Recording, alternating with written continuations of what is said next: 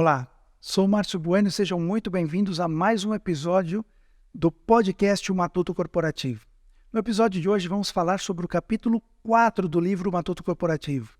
Um episódio onde vamos tratar um assunto que tem acontecido, tem sido muito frequente, está na agenda de muitas organizações hoje, que é a diversidade, equidade e inclusão. O capítulo se chama Diversidade para Mulher, Negro, LGBTQIA+, em inglês ver.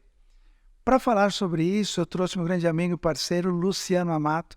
Muito obrigado por aceitar o convite e vir aqui com a gente ensinar-nos, compartilhar conhecimento, troca. Eu tenho várias dúvidas e vários questionamentos, vamos conversar sobre isso. O Luciano Amato, ele é CEO da Training People, entre outras coisas, mas uma consultoria especializada em diversidade, equidade e inclusão. Luciano, muito obrigado e seja muito bem-vindo. Márcio, eu que agradeço essa oportunidade. Para mim é sempre um grande prazer poder te atender e falar sobre esse assunto, diversidade, equidade e inclusão, que é um tema muito importante, né? Eu falo assim, diversidade, equidade e inclusão, nós estamos falando de vidas, né? Então é um tema muito sério, então é o nosso dia a dia, até porque a essência do ser humano é a diversidade, nós somos diversos, né? Então eu fico muito feliz aí pelo convite, pela confiança e estamos juntos. E o convite também poder participar com um capítulo nesse livro tão importante, né? Legal. Que é o Matuto. Bom, eu te apresentei aqui, eu falei o teu cargo, mas eu não gosto de conversar com cargo, eu converso com pessoas. Então, conta aí, se apresenta, quem é o Luciano? Vamos lá. Antes até eu vou pedir uma permissão, antes até de eu falar das minhas funções, né, o meu dia a dia, eu acho que é muito importante, uma vez que a gente está falando de diversidade, equidade e inclusão, da gente olhar para um público, para todo o público, né? Sim. E então eu vou fazer aqui minha audiodescrição, minha autodescrição, né, para que a gente possa contemplar o público com deficiência visual, né? Então, eu sou um homem cis, hétero, eu sou branco, tenho cabelos grisalhos, né? Estou vestindo uma blusa, uma camisa social, cinza, né? Não tenho deficiência, e esse é o Luciano, uma forma que eu me encontro para poder me apresentar para esse público tão importante que nós precisamos também contemplar. Interessante isso. Coisas que fogem do nosso dia a dia, e eu por desconhecimento não tinha feito, mas obrigado pelo primeiro ensinamento. Temos 30 segundos de podcast, primeiro ensinamento, então vou anotar e vou ver com a equipe como a gente pode inserir. A gente já gravou vários capítulos, mas vamos criar a minha autodescrição e aí eu vou tentar inserir na edição dos próximos capítulos e dos que já foram gravados essa descrição para poder incluir mais pessoas na nossa audiência. Obrigado pelo ensinamento, vou trabalhar nisso. Legal, olha, e isso daí é a essência, né? Eu fico muito feliz mesmo assim, sabe? Porque é isso, a vida é um constante aprendizado. Então, não tem problemas a gente não fazer algo, né?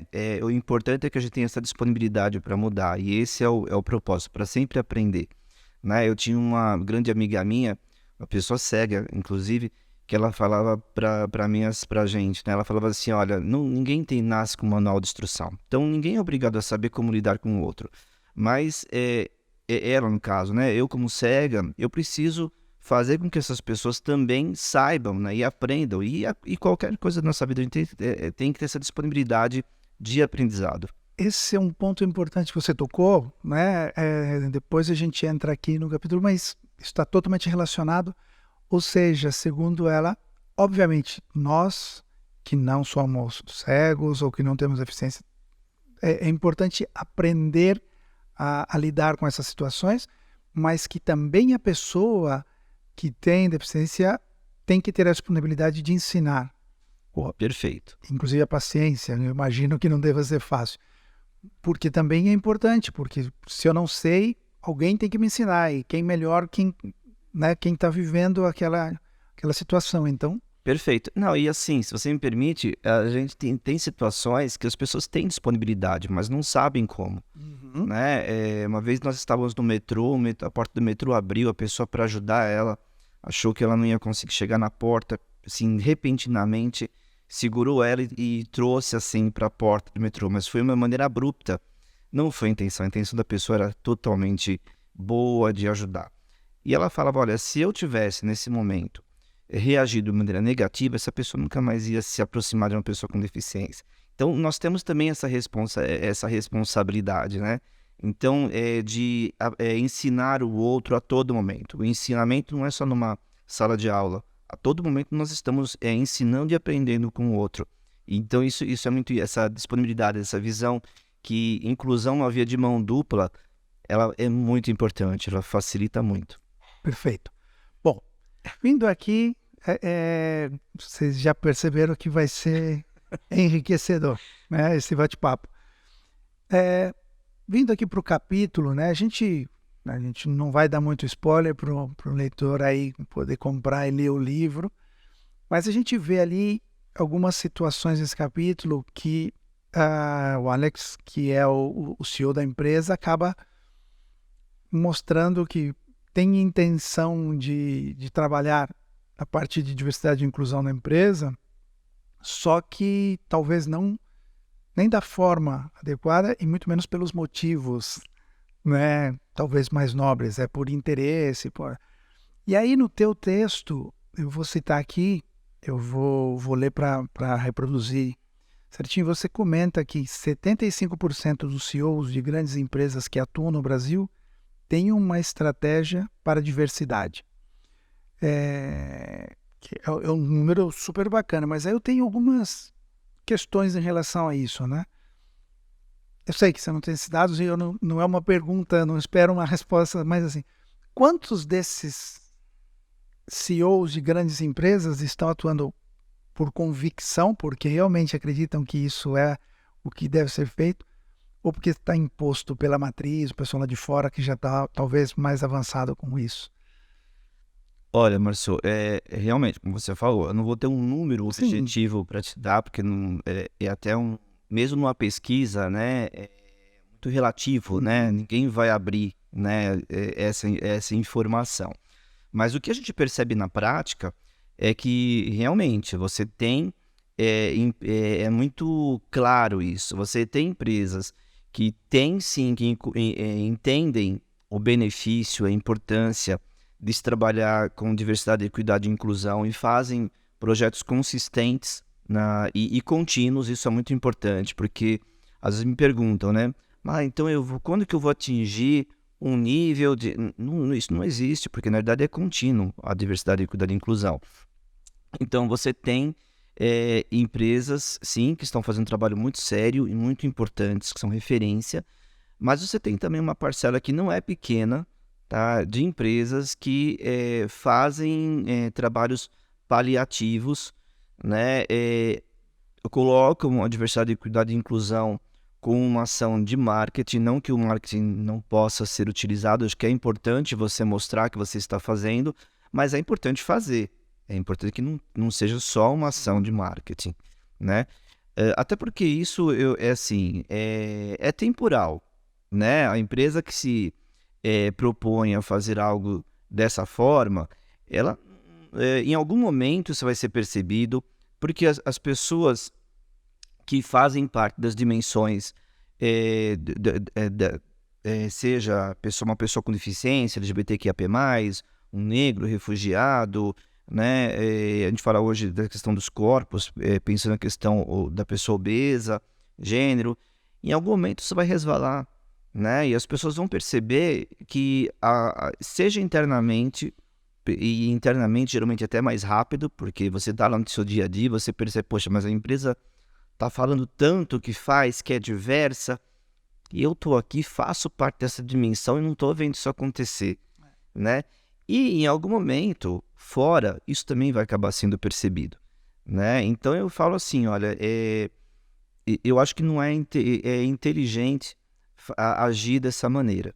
Eu acho que é uma maneira, um atalho, que muitas vezes se procura fazer por uma questão de, vamos economizar, né? Vamos reservar o orçamento para outras ações, mas a gente há muito tempo já se fala, e isso é uma verdade, que uma empresa ela não é feita de muros.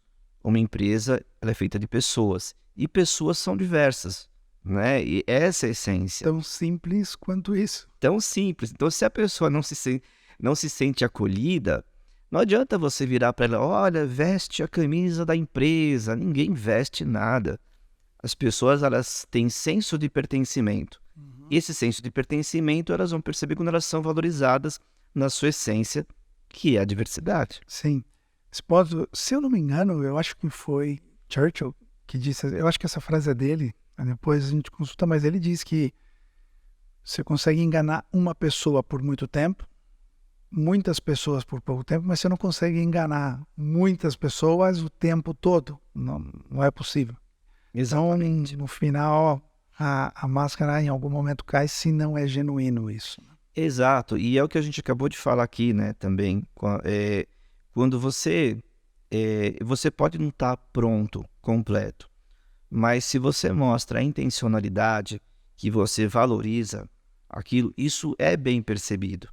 Agora, quando você quer mostrar uma máscara e na essência aquilo é oco e aquilo é percebido, aí entra numa questão de ética, de valores, e aí você perde um fator que é importantíssimo em qualquer relação, inclusive de uma empresa e colaborador, que é a confiança. Até você provar, aí não adianta fazer uma nota pedindo, olha, né, acionar lá a área de comunicação para fazer aquelas notas que são praticamente sempre as mesmas, né? Olha, pedimos desculpas, né? Não adianta. O que foi expressado na campanha tal ou no comunicado tal não reflete os valores da nossa companhia e tal. Exatamente. Blá, blá, blá. Exatamente. Como está essa questão, além das grandes empresas, que isso é muito latente, como está essa questão nas PMEs? Porque no Brasil, na verdade, a gente gosta de falar no Brasil, mas no mundo, a economia, em muitos países, a economia é muito forte nas PMEs. Como está essa questão? Então, bom, é assim, né? A gente percebe que as ações mais consistentes, realmente, não querendo usar aqui de um viés, né? Mas o que a gente acaba percebendo que na sua grande maioria são as empresas grandes, multinacionais, porque muitas vezes vêm sim ordens de fora, falam, isso está na nossa cultura e precisamos fazer. Você tem que as PMEs têm normalmente a questão do orçamento, às vezes isso... Esse é um ponto. Porque dependendo de como for feito, pode custar caro. Então, mas você falou tudo, dependendo. Essa palavra é mágica, né? Porque você não é o único caminho. Você tem ações que elas são representativas, que mostram essa intencionalidade e que elas não são caras. Existe um mito muito grande. Vou dar um exemplo em questão de acessibilidade, por exemplo. Muita gente fala assim, não, mas eu não faço acessibilidade aqui na minha empresa porque é muito caro. Veja bem, uma das acessibilidades existentes é um software de voz para uma pessoa cega, num computador, no notebook. Existem determinados softwares que a licença é livre. A empresa não precisaria pagar nada, entendeu? Tem o interesse buscar. É o interesse buscar, né? E também uma coisa que eu percebo, Márcio, que eu acho que é muito preocupante, é a justificativa, né? E as empresas têm que tomar muito cuidado para não cair nisso, que é encontrar justificativas, desculpas para algo que ela não está fazendo. Uma vez eu estava fazendo uma palestra e eu bato muito nessa questão assim, dessa intencionalidade, da questão da conquista. Eu não gosto de falar retenção, tá? Porque retenção para mim é prender, você não prende ninguém, você não precisa conquista o colaborador, né? E aí eu falava assim, olha, se você faz ações que você valoriza o colaborador, tal, ele vai permanecer na sua empresa. E falava da questão da pessoa com deficiência. Aí uma pessoa levantou a mão e falou assim, não, mas é muito legal isso que você está falando, mas na minha empresa eu tenho uma alta rotatividade de pessoa com deficiência, a gente não consegue resolver. Eu falei assim, bom, não é possível. Na época eu tinha uns 15 anos de experiência, eu já tenho quase 30. Eu peguei e falei assim, mas não é o que eu percebo. Aí eu fui esmiuçar, né? Eu falei assim, mas como que funciona? Você já fez uma pesquisa de desligamento para entender por que que essas pessoas então estão saindo? Porque se você faz todo o resto, seria, né, o resultado seria positivo. Não, mas sabe o que que é? Que na minha empresa o pessoal trabalha de segunda a segunda, o horário também extrapola, então a gente tem uma rotatividade de todos os colaboradores. Opa, então por que que você está falando que é a característica da pessoa com Para deficiência? justificar. Para justificar, percebe? Então, assim, a gente tem que entender se é realmente isso. Aham. Porque mesmo quando se fala, a pessoa sai por R$ 200, não é isso. A pessoa ela sai porque ela não está encontrando um ambiente acolhedor, um gestor preparado, um ambiente talvez com acessibilidade.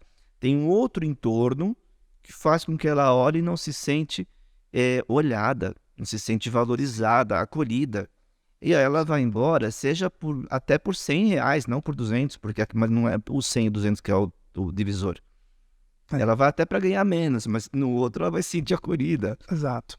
Esse é um ponto importante. Vamos lá.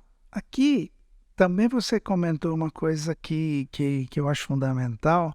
Você fala, pô, tem estudos, né? E por certo, pessoal, ali no texto, na resposta do Luciano ao Matuto, ele cita esses números e cita as fontes, os estudos das empresas que o fizeram. E tem um estudo que diz que empresas com mais diversidade de gênero na liderança têm mais de 25% de chances de maior retorno financeiro do que os concorrentes. Que empresas com mais de 30% de mulheres no cargos executivos de alta liderança são mais propensas a uma mulher a uma melhor performance de 10 a 30% do que as empresas que não têm mulheres nesses cargos, ou seja, tá interessante. E como especialista em transformação organizacional e inovação, tem um ponto aqui que me chama a atenção e que eu sempre falo dos meus clientes é que a diversidade, além do brand, de imagem, que hoje está na moda, tá bom, eu não digo que não deva ser usado, né? Eu digo que quando é só por isso, tem um problema, mas se é genuíno, acho que não é problema. Mas além dos benefícios ou desses benefícios de maior retorno, de melhores números, a inovação é um ponto fundamental. Para mim, a diversidade contribui muito para a inovação. Na verdade, diria que é fundamental. Não existe inovação se todo mundo fosse igual, pensar igual. Aquelas empresas que têm um padrãozinho, como talvez eu esteja sendo preconceituoso, mas nos anos 90, você via determinadas pessoas na Paulista, você sabia ser a gente chamava de Arturo, né? Um cara que trabalhava na Arthur Andersen, ou você via e o padrão, o terno igual, o cabelinho igual, o jeitinho igual. A empresa buscava padronizar isso. Pô, mas se todo mundo é igual, todo mundo pensa igual, ou ela faz com que todo mundo pense igual, porque não pode sair uma linha do que está definido, é impossível inovar. A diversidade de visão, de vivências, de experiências, enriquece a inovação. Como você vê isso em relação à diversidade, a relação da diversidade com a inovação? Totalmente, 100%. É uma relação muito próxima, né? Porque, assim, quando a gente fala de diversidade, você está falando diversidade tem as dimensões, né? Então, como eu comentei, mulheres, LGBTs, negros, refugiados, pessoas com deficiência, a orientação e identidade de gênero, né? Mas você também tem uma diversidade de ideias, né? Cada uma dessas pessoas, elas têm experiências diferentes. E aqui vale ressaltar que a gente está falando aqui de grupos minorizados, e o que não significa, quando eu falo de diversidade, que eu estou excluindo homens, héteros, brancos. Eles fazem parte dessa diversidade. A questão é que a balança ela está muito mais para um lado do que para outro. Então, a gente precisa equalizar isso. Mas uma coisa que é fundamental aqui é a questão do lugar de fala.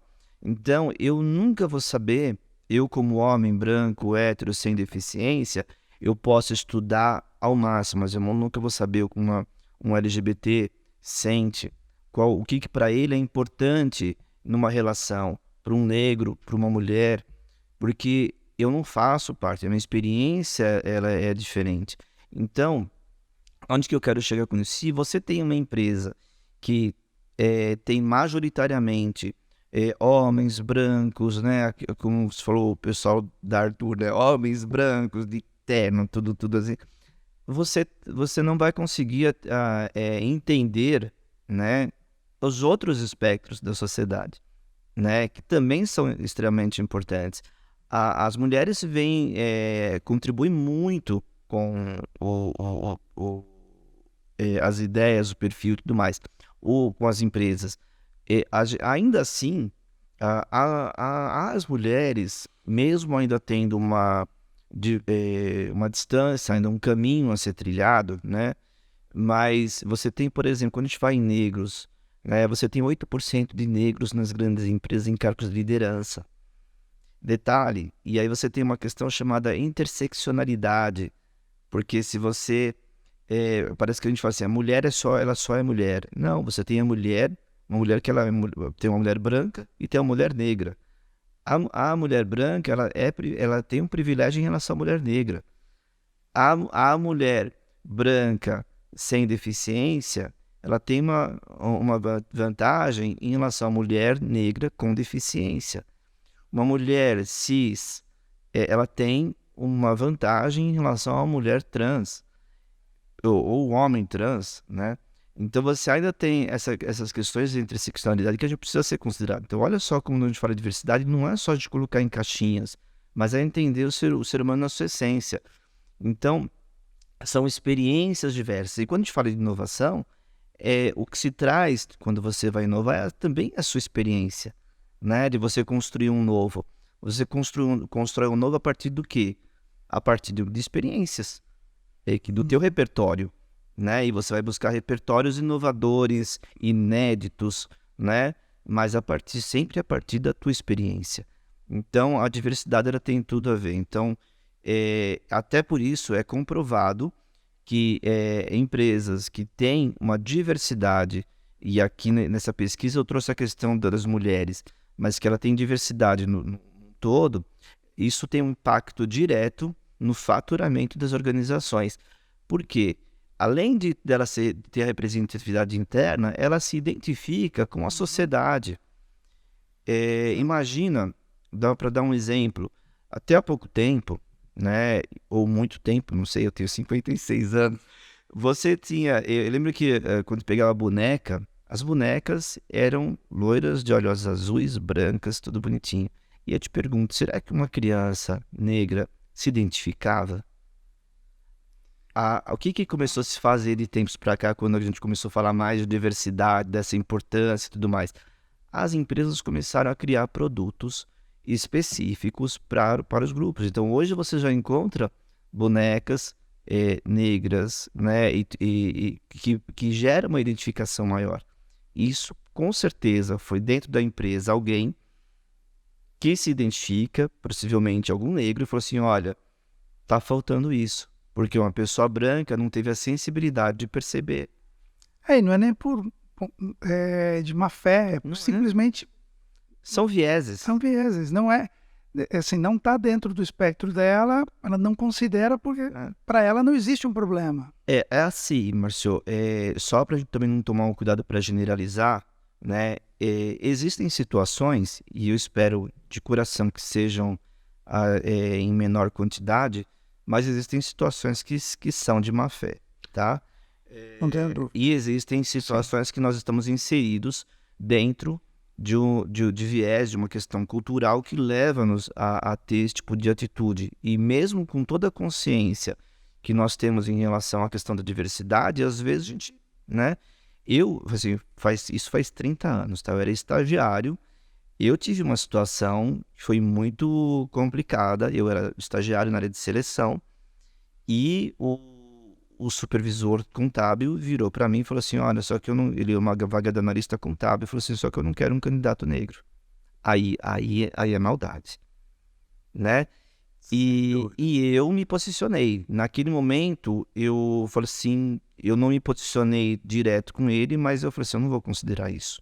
Fiz o processo normal, sem nenhum critério racial, obviamente, como eu jamais faria isso. E levei os candidatos para ele, e assim, por coincidência ou não, o melhor candidato que eu tinha realmente de competência que ele precisava era negro. Ele, olha, esses aqui são os candidatos, os currículos, não tinha foto, nada, daqui. Ah, poxa, eu gostei desse. Eu falei assim, ok, só que eu preciso te falar uma coisa, ele é negro e eu vou acompanhar o processo agora, eu não vou permitir que esse seja um fator de tirá-lo do processo seletivo. Então, você percebe? Para mim, naquele momento, era muito mais fácil eu pegar e falar assim, deixa pra lá, tudo bem, então. Não, mas aí tem os meus valores que não permitiram fazer isso. Perfeito. Não, isso acontece. E no livro, eu disse que eu não ia dar spoiler, mas vou dar um pequenininho, que é no texto do Matuto na empresa do Alex, tem um comentário que é muito maldoso, que é a gente está procurando ou tem que contratar ou pessoas, e eles falam inclusive com necessidades especiais, que depois você pontua e a gente vai falar sobre isso.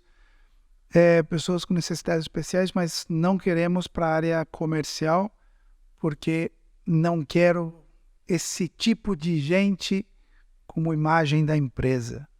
Isso é maldoso. Muito maldoso, porque isso não é inclusão. E aqui, se você me permite, Marcio, eu acho que é muito importante a gente colocar, esclarecer conceitos, porque as pessoas não, muitas vezes acham que diversidade, equidade e inclusão é uma palavra única, e não é, tem conceitos diferentes. Quando eu falo diversidade, eu estou falando em demografia. Então, se eu fizer um censo na minha empresa e verificar que eu tenho X% de negros, X% de mulheres, X% trans, X%, é a diversidade, essa representa a diversidade que eu tenho na minha empresa. E o ideal é que você tenha uma proporcionalidade em relação ao que a sociedade tem. Então, se eu tenho na sociedade 56% de negros, o ideal é que eu tenha esta proporcionalidade ou algo próximo disso. Se eu tenho 51% de mulheres, o ideal é que eu tenho, né? Isso é diversidade, é a demografia. A equidade é a gente entender que é o respeito às diferenças. É eu entender que cada uma dessas pessoas, elas têm experiências diferentes, consequentemente elas têm necessidades diferentes. Então, uma pessoa com deficiência, ela tem necessidade de uma acessibilidade, de ter um banheiro acessível, enfim, um software de voz, se for uma pessoa cega, libras em vídeos, uma série de coisas, dependendo da deficiência que ela tem. Isso é muito importante eu prover. Uma pessoa LGBT, apesar disso hoje ser lei, mas é importante que a empresa tenha políticas que atendam este público. Por exemplo, incluir um companheiro num plano de saúde, né? Então, são coisas essenciais, né, para essas pessoas. Então, ter as políticas alinhadas a essas pessoas. Então, isso é equidade, é o compreender a diferença e flexibilizar para poder atendê-las, respeitando essas diferenças. A inclusão é o acolhimento, é o quanto que eu vou fazer de ações para que essas pessoas possam se sentir acolhidas dentro da organização. Então, eu preciso ter gestores capacitados para que eles entendam essas diferenças e saber como agir. Eu preciso ter colaboradores, que eu gosto muito de chamar de vizinhos acolhedores, né? Porque são as pessoas que vão trabalhar, os pares, né? Que estejam também preparados, saber como fazer algumas regras de convivência, algumas situações, que então isso é muito importante. Do momento que de cima, né? Voltando para o texto, a pessoa fala assim, precisamos contratar essas pessoas. O precisar já torna uma obrigação, já não deveria ser desta maneira, já mostra uma visão distorcida das coisas, né? Mas a pessoa não vai trabalhar numa área, mas na outra ela não pode trabalhar. Você já está tolhendo essa pessoa de um plano de carreira, porque se é aquela área que ela deseja trabalhar, né? E ele pressupõe que essa área aqui a gente vai ser contato com o cliente, então não vamos colocar, porque não é essa imagem que nós queremos passar. Não, espera um pouco, é o contrário. Exato, mas aqui tem um ponto super importante que, assim, você falou, a gente tem 56% da população negros, o ideal seria que a gente visse refletido isso, né, nas empresas, tantos por cento de mulher, tantos por cento, ok. Mas existe um problema estrutural que é muito antigo, que se eu abrisse ou se todas as empresas, eu diria que isso não é um problema do Brasil, isso é no mundo, abrisse 56% das vagas para negros, talvez não conseguisse cobrir essas vagas, porque existe uma parte, infelizmente, da população negra que não tem ainda os conhecimentos, etc. A gente precisa trabalhar nisso para que eles tenham a possibilidade de aspirar um cargo executivo, porque mesmo que eu queira, talvez eu não encontre, não tenha suficiente para todas as empresas e tal. E é um problema que a gente tem que trabalhar na sociedade, lá atrás. E aí, eu acredito que seja isso, né? Porque assim, é muito triste a gente ver, você vai nas universidades e tem poucos negros, então assim, aí eu tenho poucos negros se formando, poucos vão poder ocupar. E não é porque eles não querem, porque historicamente eles têm subempregos, porque historicamente tem uma série de coisas. Aí o que acontece? Esse movimento é para hoje. A gente busca um resultado para hoje. Eu imagino e eu entendo as pessoas de coletivos minoritários que estão cansados de sofrer essa repressão por muitos anos. E agora que eles têm voz, e agora que eles têm voto, eles estão cansados e não querem esperar mais. E querem para amanhã. E quando eles não veem o resultado amanhã, alguns se excedem. É difícil equilibrar isso. Por exemplo, tudo bem, eu sei que o ideal seria ter essa representatividade nas empresas, mas a gente tem que fazer um trabalho lá atrás. E isso demora. Assim, por todos os recursos do mundo que eu colocar, amanhã eu não vou ter 50 mil médicos negros, eu não vou ter 100 mil engenheiros negros, eu não vou... Vai demorar, no mínimo, 10, 15 anos, 20 anos, se forem feitas coisas bem feitas como deveriam ser. Como nem sempre são bem feitas, talvez demore mais. Então, é um problema que a gente tem que trabalhar na base, primeiro ponto. E o segundo ponto é, às vezes, as pessoas que estão levantando essas bandeiras, que são lícitas, que são corretas e tal, não têm a paciência suficiente, porque quer para ontem, e para ontem não vai dar.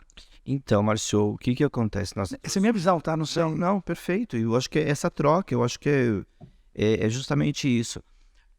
Eu vejo, você trouxe muita coisa aí, né? Primeiro a questão social, da questão da capacitação e educação. Uma das questões isso eu falo porque eu pesquisei isso, tá? Da questão da pessoa com deficiência, mas eu replico isso para as outras dimensões, nessa questão de capacitação, porque muita justificativa era assim, eu não contrato pessoa com deficiência porque ela não está qualificada. Só que na hora que você olha a sociedade como um todo, o brasileiro não tem muita gente sem qualificação. Então não é algo exclusivo, a gente tem que tomar esse cuidado para não deixar um rótulo de que é a pessoa com deficiência, é o negro, é o LGBT que não está qualificado. Porque fora desses espectros também tem muita gente que não está qualificada. Sim. Tanto que a gente tem muitas pessoas fora. Desculpa só te interromper, mas aí eu acho que aí entra um viés negativo nosso que você encontra a pessoa qualificada, ótimo, mas entre duas pessoas não qualificadas, eu prefiro o branco, o hétero, não sei o quê, do que uma pessoa de outra dimensão. Então, isso sim é maldade, né? Porque assim, aí, igualdade de condições, eu tendo a... Né? Então, mas assim, existe aí, depois dessa questão da educação, vou chegar onde você colocou agora, tá? Tem essa questão da educação, primeiro que a gente não tem que tomar um cuidado para a gente não rotular, né? Porque isso é muito ruim. Agora, aí entra uma outra questão que são os papéis sociais, que eu entendo. Então, quando a gente fala de algo maior, por exemplo, de inclusão nas faculdades ou um trabalho de base educacional, envolve uma questão, setor 1, primeiro setor, que é o governo, que precisa se mobilizar. Uma coisa que é muito criticada por alguns é a questão de cotas das universidades, né? Mas precisa fazer o trabalho de base. Peraí, também precisa, mas eu vou esperar quanto tempo? Só da base até ele chegar aqui no ensino médio já são pelo menos 15 anos, para depois fazer. Tem que ser paralelo, a coisa é muito urgente. Sim. Não Sim. adianta a gente pegar, vamos só, esquece agora aqui cota na universidade e vamos fazer só aqui na base. Tem que fazer nas duas pontas e trabalhando isso, né? A empresa também, que aí é o segundo setor, ela também tem o seu papel social. Então, uma empresa ela não promove capacitação para os seus colaboradores, independente dessa questão de diversidade. Então, da mesma maneira, então assim, dentro de um papel social, se ela encontra, em vez dela negar e falar assim, você não está qualificado porque eu preciso, então eu não te contrato. Então, ela precisa ter essa postura de trazer e poder capacitar dentro do que ela Pô, deseja. E envolve uma questão social, né? Então, inclusive, até fala-se muito, né? Isso daí, assim, que competências técnicas se treina, né? Tem CEOs, eu não lembro agora, mas uma empresa aérea que ele falava, eu contrato as pessoas pela ética, pelos valores, porque as competências técnicas eu treino aqui internamente, então por que não? Então a gente precisa mudar o nosso mindset, as empresas e tudo mais, do falar assim, não dá para quem sabe, para vamos estudar possibilidades em vez de justificativas, trocar justificativa por possibilidades. Não é tirar uma foto que eu tenho hoje e falar assim, poxa, dentro dessa caixinha realmente não se enquadra. E por que tem que ter essa caixinha? Por que tem que ter assim? Por que a gente não pode pensar inovar? Por que a gente não pode pensar diferente? Né? De uma maneira que inclua todos. Porque se eu continuar pensando, então eu não estou inovando, eu estou só falando de inovação, mas não estou inovando. Inovar é pensar diferente. entendi. Sobre o ponto que a gente comentou agora, você falou várias vezes em pessoas com deficiência, e lá no texto, né, propositalmente foi colocado ali com pessoas com necessidades especiais. Fala sobre isso, essa mudança de como a gente deve se referir. Perfeito. Tem uma convenção que foi feita na ONU em 2006, inclusive com grupos de pessoas com deficiência, para definir melhor qual termo seria mais correto, mais agradável, mais confortável para essas pessoas, para a gente se referir a essas pessoas. E aqui é importante, né? Porque você vê, olha, quem que definiu isso? Foi um grupo de pessoas com deficiência.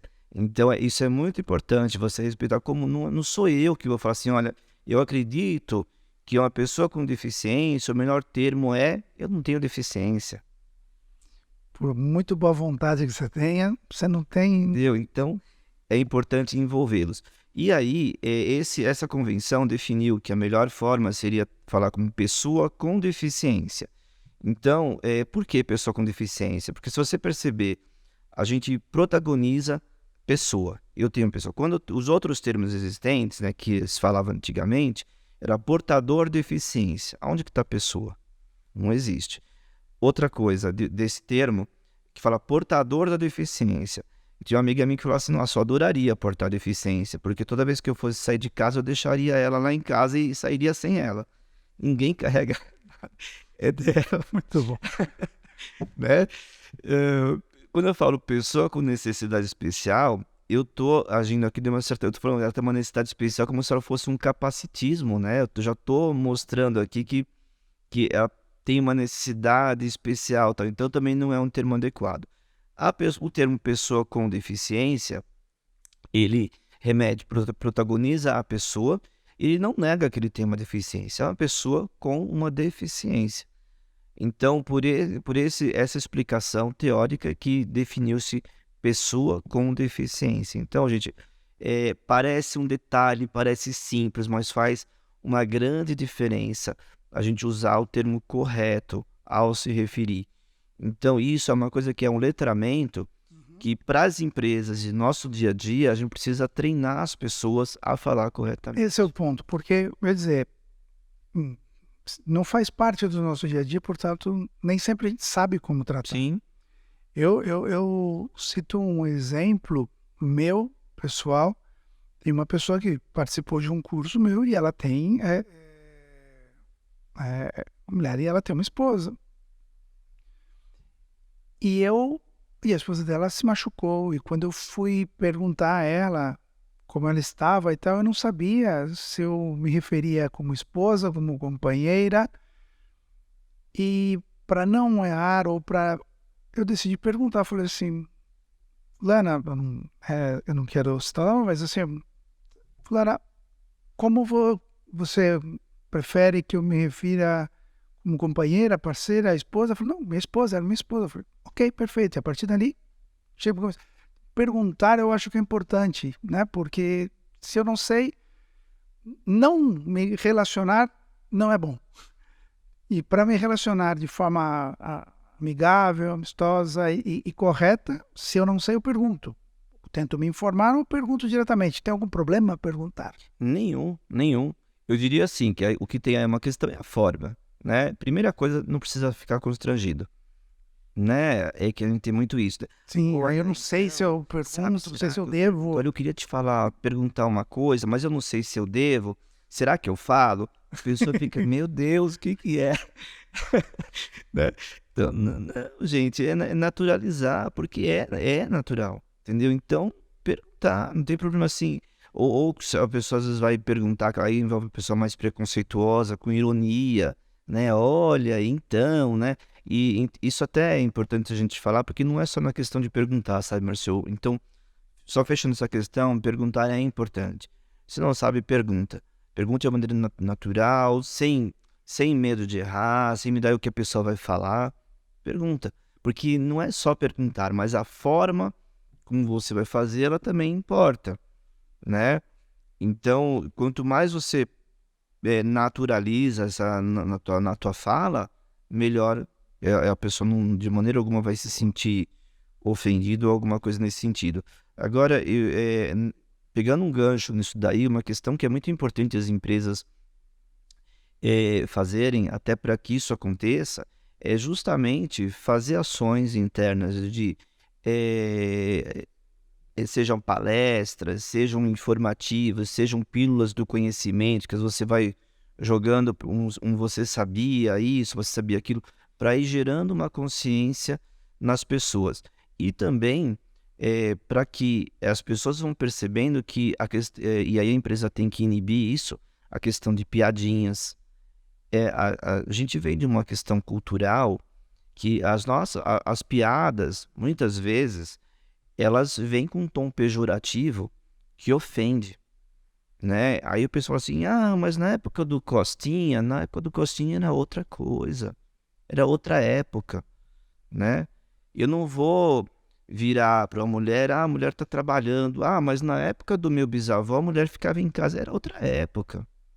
E que bom que mudou, entendeu? Uhum. Então não dá para você comparar com o que era atrás, ofende. Então piadas de cunho homofóbico, que é brincadeira, só fiz o trejeito, só ofende. Né? E eu não preciso fazer isso direto para a pessoa, porque se eu tô num cafezinho e tem alguém passando, essa pessoa pode se ofender. Piadas xenofóbicas, como a gente fala, o português, né? Enfim, ou mesmo fazer uma piada de regional, né? Então, isso a gente precisa ter essa consciência Uhum. de empatia, saber que porque as pessoas se ofendem com isso, porque você, de alguma maneira, você está diminuindo a outra pessoa, mesmo que numa piada. E a palavra tem poder. Parece uma piada, uma brincadeira, mas a gente acaba programando aqui o cérebro e de certa maneira, reforçando estereótipos, reforçando preconceitos. Então, por isso que isso é importante que as pessoas tenham essa consciência e a empresa haja para coibir esse tipo de ação. Mais uma vez saiu o tema da educação. Eu estou anotando aqui várias vezes educar, educar, educar, falar sobre, isso é importante.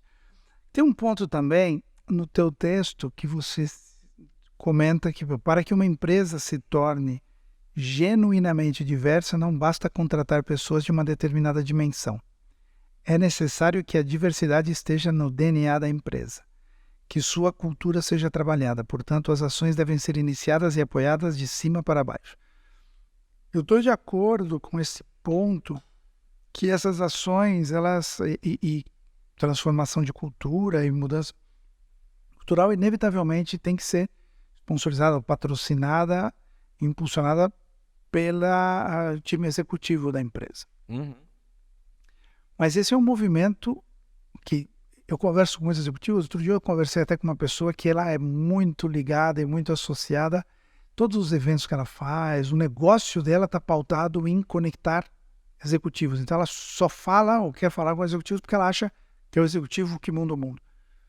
Eu não tenho tanta certeza e cada vez mais eu acho importante que seja top-down o patrocínio dessas ações na empresa. Mas esse movimento que nós estamos vivendo, ele não... Eu acredito que nenhum executivo acordou pela manhã e disse, olha, então eu quero uma empresa mais diversa, inclusiva, vou criar... Não, esse movimento veio bottom-up, de baixo para cima, veio das ruas, veio das pessoas, veio do ser humano, na sua essência, e chegou lá em cima. E aí ele tem que acolher aquilo e falar, realmente eu preciso fazer, seja porque por convicção ou seja por pressão social, e é ele que tem o poder da caneta para falar, olha, vamos criar o departamento de diversidade, vamos investir, vamos fazer. Mas esse movimento veio de baixo para cima. Não? Olha, essa aqui é aquela velha pergunta, né? Quem nasceu primeiro? Galinha. Mas, na realidade, na maioria das vezes, né, esse movimento ele vai sim vir das áreas de suporte, uma área de recursos humanos, provavelmente. Nem falo da área de diversidade e inclusão, porque as empresas que já têm uma área específica de diversidade e inclusão, muito provavelmente já têm isso inserido na sua cultura, né? Mas, então, muitas vezes isso vem de um RH que entende isso como importante e leva para o seu executivo, né, a informação, olha, precisamos tornar a empresa diversa, precisamos fazer este movimento. E aí vem aquela questão, né? Como que eu vendo essa ideia para um executivo?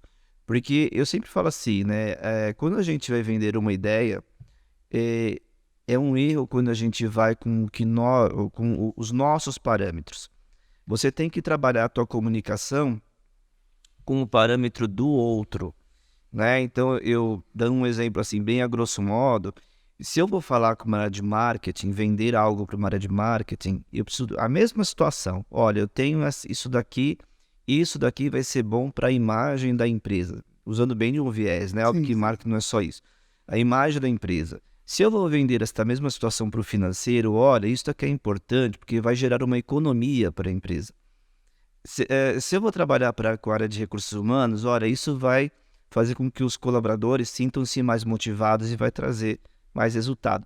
E se eu vou falar com o CEO da empresa, com a alta diretoria, eles estão focados na estratégia para fazer a empresa se tornar sustentável, trazer lucro e sustentável. Então, o que isso vai impactar no lucro da empresa? Porque impacta, já é comprovado, tem pesquisas a própria McKinsey mesmo e outras, Instituto Ethos, McKinsey, que são consultorias de pesquisa renomadas e sérias, mostrando que diversidade e inclusão, não só diversidade, mas diversidade, equidade e inclusão, ela gera retorno financeiro. Então, quando eu for organizar o meu discurso para convencer a diretoria, é esse discurso que eu preciso utilizar. Esse é um ponto importante porque eu, com a tecnomanização, isso eu vivi, tá? Com a tecnomanização, eu fiquei mais de 3 anos sem vender nenhum projeto. Eu apresentava a tecnomanização nas empresas, todo mundo achava maravilhoso, todo mundo achava fantástico. Isso você vai ver no curso aí da certificação. Todo mundo achava bonito e ninguém comprava. Por que ninguém comprava? Porque eu estava falando com a minha visão, com o meu viés, com a minha... desde o meu ponto de vista e o maravilhoso que era aquilo, na minha opinião. E o importante que aquilo era para a empresa. E o necessário que aquilo era para a empresa. Mas estou falando desde o meu lugar.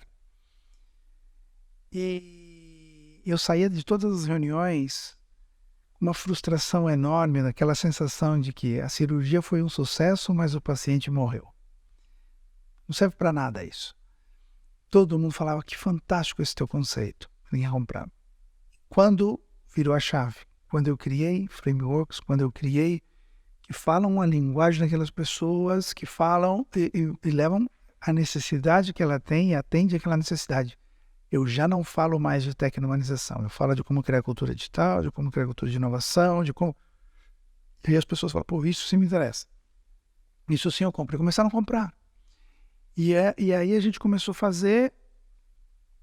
Por trás de tudo isso está a tecnomanização, mas eu não vendo a tecnomanização. Então, esse ponto de vista, esse approach que você falou, faz muito sentido, e é isso que a gente tem feito. E um outro ponto, Marcio, nesse discurso também, é você poder levar para o teu CEO, para a tua diretoria, as perdas, mas e ganhos também. Então, vou dar o exemplo da questão da pessoa com deficiência.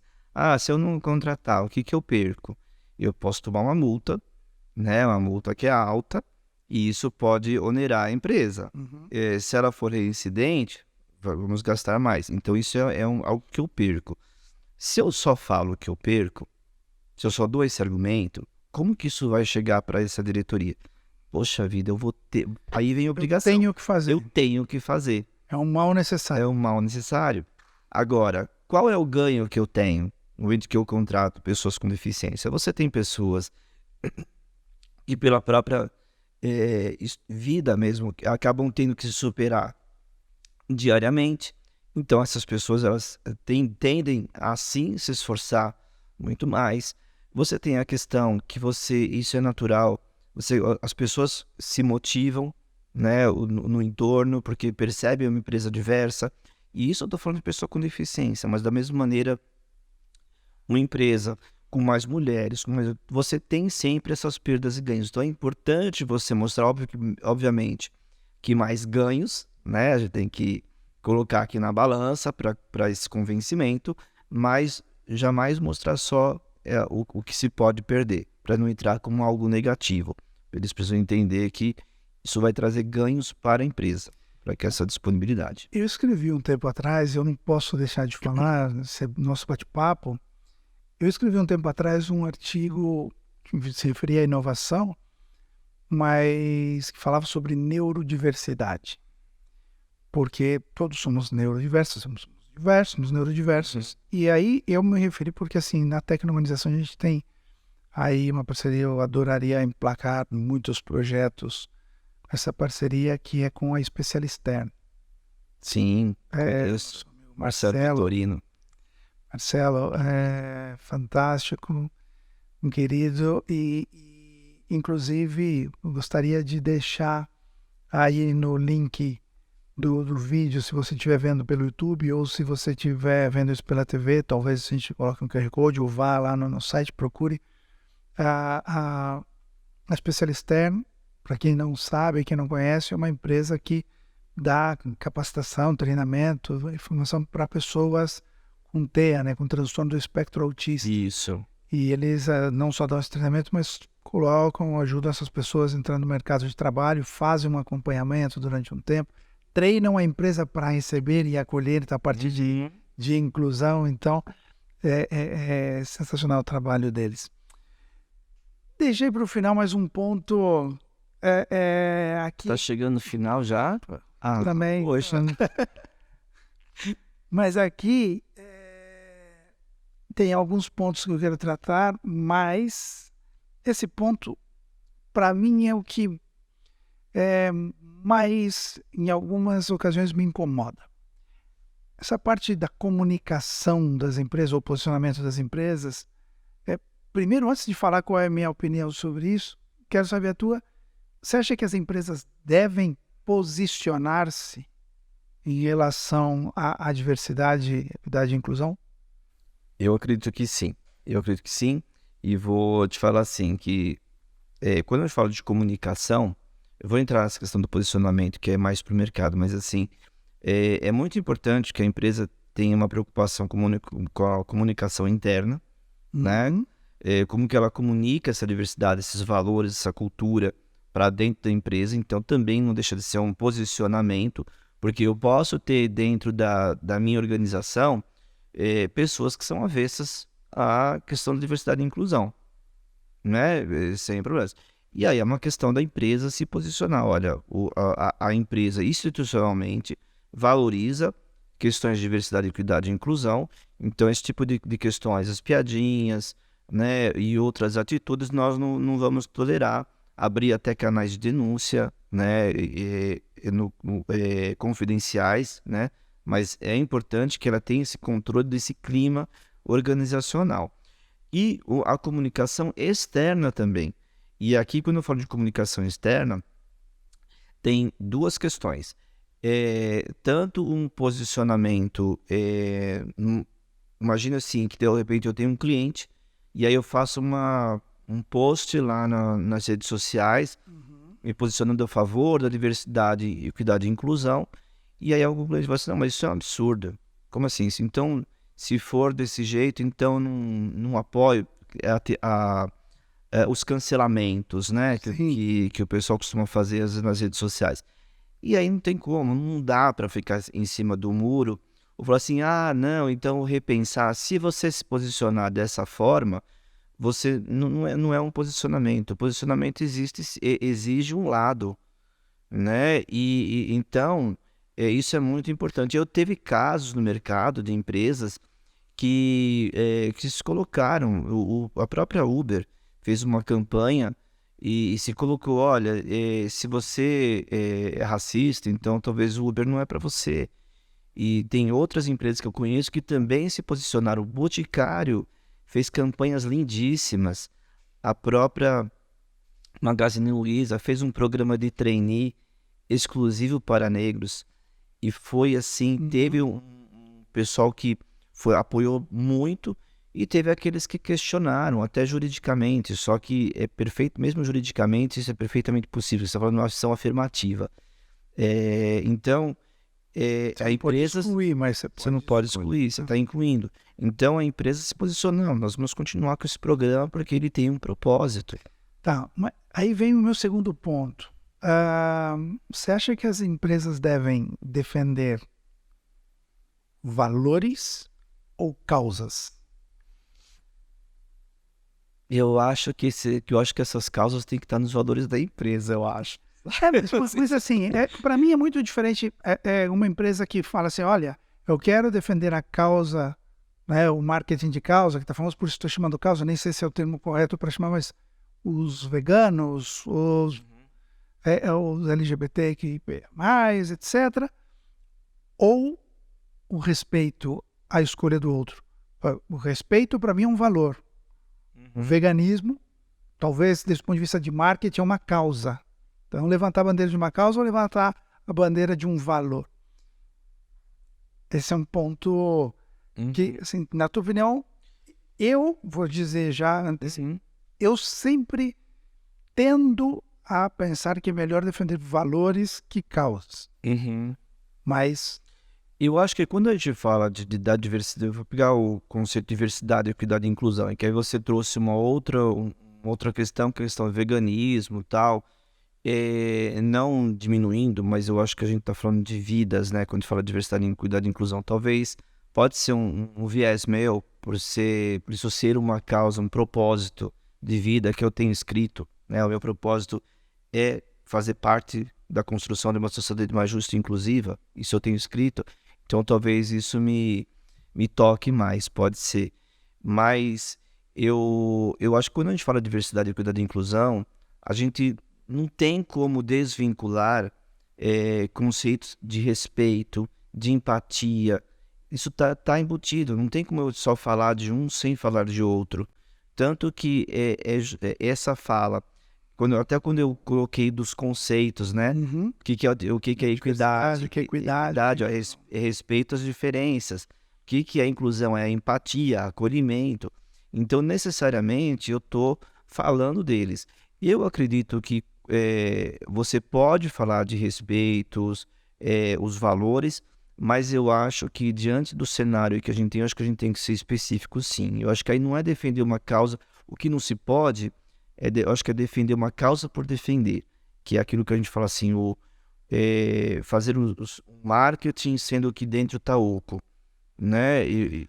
Não. E aí acontece, a gente até comentou aqui no nosso bate-papo, Bradesco fez lá a segunda sem carne e levantou esse ponto e no dia seguinte tirou a campanha do ar porque o pessoal do agronegócio disse, olha, X% do teu negócio é o nosso dinheiro, sendo contra carta, olha, isso não corresponde aos nossos valores e tal, não sei o quê.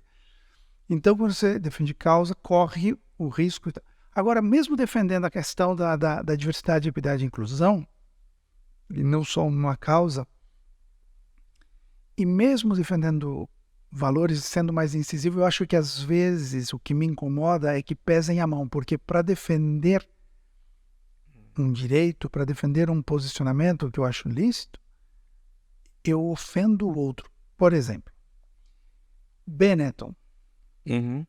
Uma marca que eu adorava, porque a gente fala de diversidade, equidade e inclusão agora, mas a Benetton em 82 tinha outdoors fantásticos de pessoas de diferentes raças, etnias, etc. Ótimo. Tinha um outdoor que era muito bonito, se eu não me engano, de 87, alguma coisa assim, que tinha uma mulher branca, uma mulher negra e um bebê, e todos enrolados numa toalha, que mostrava que era uma família que estava ali, e uma bebê oriental. Ok, eu acho que não estou ofendendo ninguém. Até que, acho que 2000 e pouquinho, acho que pesaram demais a mão e colocaram a foto do Papa beijando um imã. Eu acho que para mostrar e para transmitir a ideia de diversidade, de orientação sexual, eu não preciso ofender a religião de ninguém, porque isso é um ponto, eu acho que é muito agressivo, eu acho que pesou a mão. E aí quando eu falo, às vezes para defender uma posição que é lícita e que é correto, eu não preciso fazer ofendendo o outro. Esse é um ponto que às vezes passa do ponto. E o pior é que, assim, eu tenho certeza que muitas pessoas que defendem a causa LGBTQI falam, olha, eu não estou de acordo com isso, porque, como você falou, aquela interseccionalidade. Interseccionalidade. Aprendi. Tem muita gente LGBTQI+, que é católico ou que é perfeitamente. E aí fala, pô, isso está ofendendo a minha religião. Olha, então, eu brinco que às vezes, assim, tem determinadas propagandas que às vezes eu vejo na televisão que depois que eu assisto eu falo assim, nossa, se eu fosse o dono dessa empresa, eu demitiria a área de marketing inteirinha. Não ajudou. Não ajudou. Mas também existem campanhas fantásticas, né, que conscientizam, né, a própria Boticário uma vez colocou lá uma família de Natal, família de pessoas negras, tal. Por incrível que pareça, eu lembro na época, tiveram 30 mil visualizações, curtidas, 12 mil foram de pessoas criticando. Qual? Era simplesmente uma família no Natal, família negra. E a pessoa, não, porque não tem diferença, não sei o que lá. Aquela... Se não tem diferença, né? Não precisa criticar. Então, assim, então você percebe que às vezes tem algumas manifestações que você percebe nitidamente que existe o preconceito. Agora, sim, aqui a gente precisa entender assim, se essa campanha do marketing foi feita aí é uma coisa específica, né? Eu acho que tem temas que são muito delicados, né? Diversidade e inclusão, a questão religião está dentro de diversidade e inclusão. Então, acho que assim, mas aí a gente está falando da campanha, tá? Uma campanha que talvez possa ser, assim, dentro do meu viés também, eu sou espírita e eu já fui católico, mas eu também acho que não... a gente toma muito cuidado em mexer com determinadas questões. Tem outras formas de falar, mas a gente precisa falar. Bastava colocar o Papa dando a mão pro... Sim, cumprimentando, fora ódio, vamos unir, não importa se você é de uma religião de... Se beijando, eu acho que passou do ponto. Então, esse é o tipo de coisa que às vezes me faz pensar que talvez seja melhor tentar defender mais valores do que uma causa específica, porque corre-se o risco de querer ser muito incisivo, e eu entendo até a necessidade, às vezes, de querer ser um pouco mais incisivo, mas quando você passa do ponto nesse tipo de assunto, é muito delicado. Você falou, você Mas, está mexendo com... e assim, nesse ponto eu discordo. Eu acho que foi assim, essa campanha específica que tratou dessa religião, pode ser que essa campanha específica tenha, assim, perdido a mão, né? Exagerou em algum ponto. Da mesma maneira, como eu te falei, tem vezes que eu vejo umas propagandas que eu falo assim, não entendi. O que quis dizer? Né? Independente de ofender ou não, você fala assim, nossa, mas não tem lógica. Então, nada é perfeito. Então, você vai ter, É um né? aprendizado. É um aprendizado, né? Então, aí é uma questão da pessoa do marketing, que o que ele pensou e talvez não conseguiu transmitir, perdeu a mão para cá, perdeu a mão para lá. Esse é um ponto. Agora, o que ofende? Né? Essa questão da religião, eu concordo contigo, acho que pesou a mão.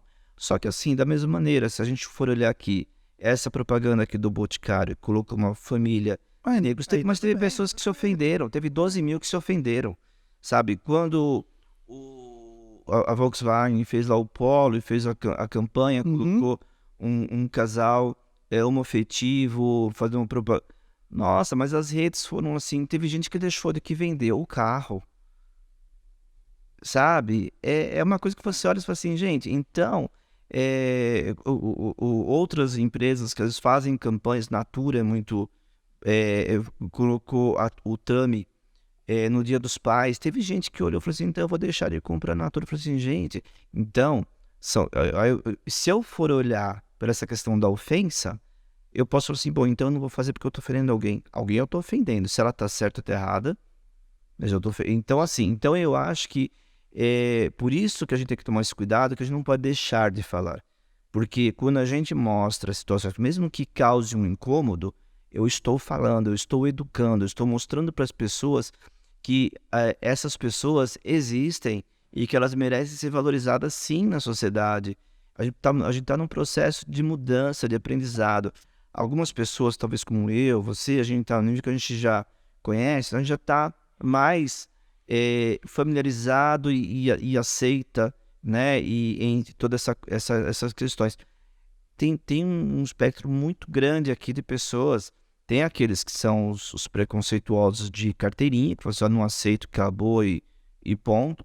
Mas tem um pessoal aqui no meio que precisa assim, gente, olha, vem comigo, vem compreender o que está acontecendo, porque faz todo sentido, a sociedade realmente está modificando, a gente precisa de vocês, entendeu? O que são os aliados e as pessoas que não sabem, e os potenciais aliados, vou chamar assim, aqueles que ainda têm, sabe, Eu acho, assim, eu acho que é um caminho sem volta, que é ótimo. Ótimo. Eu acho que é um caminho sem volta. Eu acho que a gente ainda tem bastante pela frente para aprender, porque assim, é um aprendizado a gente se adaptar, porque da mesma forma que a gente pesou muito a mão, muito, no sentido contrário de só permitir determinados perfis que ninguém podia se mostrar como em algumas coisas pontuais também se pesa a mão do outro lado. Eu acho que em algum momento a gente vai encontrar esse equilíbrio, né?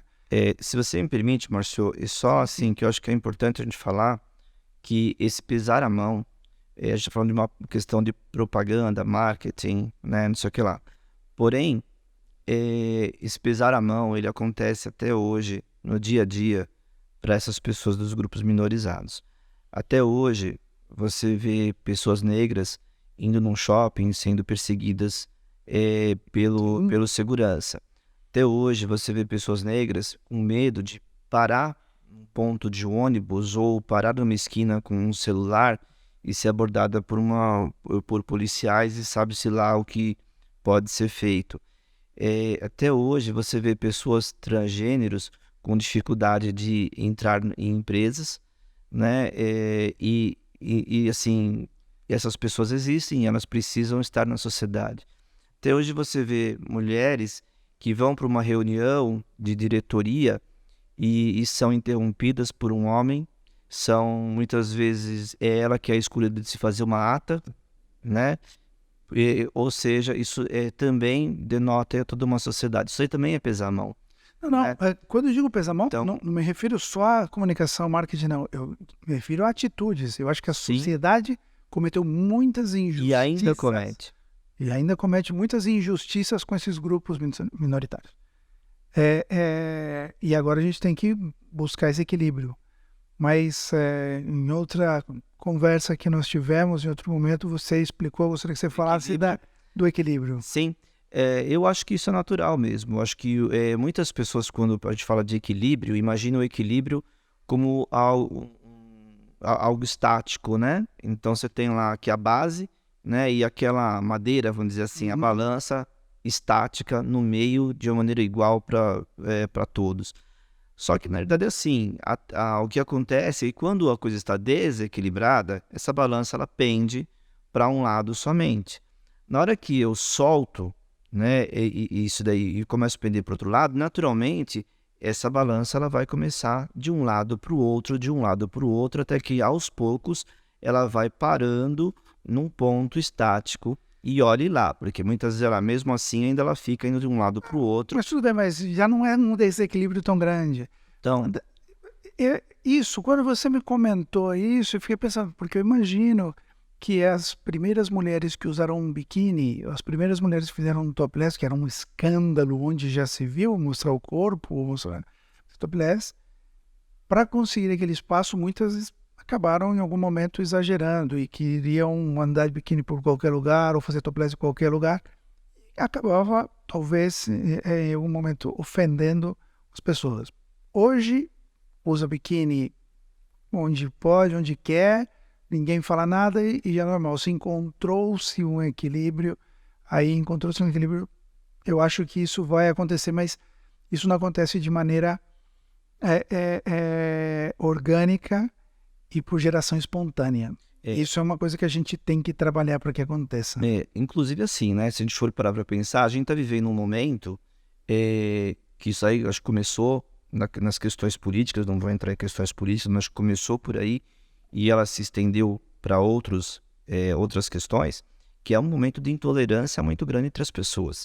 As pessoas não estão mais ouvindo o outro. Antes você conseguia, mesmo com assuntos divergentes, sentar, olhar olho no olho, eu colocava, olha, eu penso A, você fala, eu penso B, e a gente chegava num C tranquilamente, nossa amizade é a mesma e tá tudo certo. Hoje, se não chegasse no C, continuava com o meu A, você continuava com o seu B e a gente continuava tudo certo. Hoje, se eu falo penso A, você pensa B, a gente acaba uma amizade de 40 anos. É uma coisa assim, as pessoas não estão se ouvindo, a gente vai ter que fazer refletir muito na sociedade para repensar isso. Porque, e quando eu falo, isso daí tem tudo a ver com o que a gente está falando, porque essa tolerância, ao entender o outro, né? Quando eu falo assim, poxa, mas eu tenho lá uma pessoa trans, ou um LGBT, um trans não, um negro, um LGBT, eu acho que ele falou alguma coisa, me cobrou de algo, não foi legal, tal. Pera um pouquinho, será? Você parou para pensar, pelo menos, o porquê dessa situação? Você parou para pensar o que tem por trás disso tudo que... Meu, aí a escravidão tem um pouco mais de 100 anos. E a gente ainda tem situações... Óbvio que o que é mais gritante é quando uma pessoa fala abertamente, eu sou racista. Mas não é só falar abertamente. Tem atitudes que muitas vezes nós representamos na sociedade, agimos... E sim, é uma atitude racista, é uma atitude homofóbica que a gente tem que parar e pensar. Então, será que nós, homens, brancos, héteros, a gente teria também toda essa serenidade se tivesse toda essa história de tudo que eles passaram e que passam? Então, percebe que é um processo de empatia, que a gente precisa compreender o outro. E tem uma teoria que é muito legal, que é de comunicação não violenta. Sim. Né? Então, assim, eu tenho que parar, pensar, refletir o contexto e elaborar uma comunicação. Então, eu acho que é um movimento que a gente vai ter que fazer muito, viu? Porque a gente está num momento muito difícil de intolerância. E aí, já para finalizar, voltando para o livro, as empresas sabem fazer isso, porque, claro, tudo isso que a gente falou é muito bacana. Mas fala, levar isso para o dia a dia das organizações, criar essa cultura, estruturar processos, trabalhar comunicação, revisar produtos, porque existem produtos, como você citou o exemplo da boneca e Sim. tal. Então, para que seja isso e que faça parte, como no teu texto, do DNA da empresa, faça parte da cultura e dos valores da empresa, é preciso revisar a empresa toda, diferentes áreas, que isso esteja interconectado, que tenha coerência e depois mudar mindset, mudar a cultura. Ou seja, tem muita coisa para ser feito. As empresas sabem fazer isso, Que eu acho que elas estão aprendendo. estão aprendendo. E eu diria uma questão aqui. Eu acho que a gente tem duas formas de aprendizado, né? Como você falou no começo, esse é um caminho sem volta. Isso é a mais pura verdade. Não adianta espernear e falar assim, não quero ouvir falar de diversidade, não quero ouvir falar de LGBT, negro, não sei o que lá, tal. Tudo bem, Ok, mas bem, sabe, tô tendo a oportunidade de você aprender, mas não quer, tá bom. E as duas formas de você aprender é pelo amor ou pela dor, entendeu? Então, eu acho que assim, aí sim, eu acho que é uma questão de opção, né? Isso sim é opção, né? De como que você vai aprender. Então, eu acho que as empresas estão percebendo que primeiro enxergaram um valor financeiro, tá? Não vamos ser hipócritas que é só questão social, não. Algumas empresas já entenderam que isso vale a pena financeiramente elas revisarem isso. Estão fazendo como se deve. Outras pensaram assim, ó, vamos dar aquele jeitinho, vamos, né? Aqui, quem sabe a gente consegue também ter esse recurso financeiro. Vai ser por pouco tempo. E tem aquelas que não começaram ainda.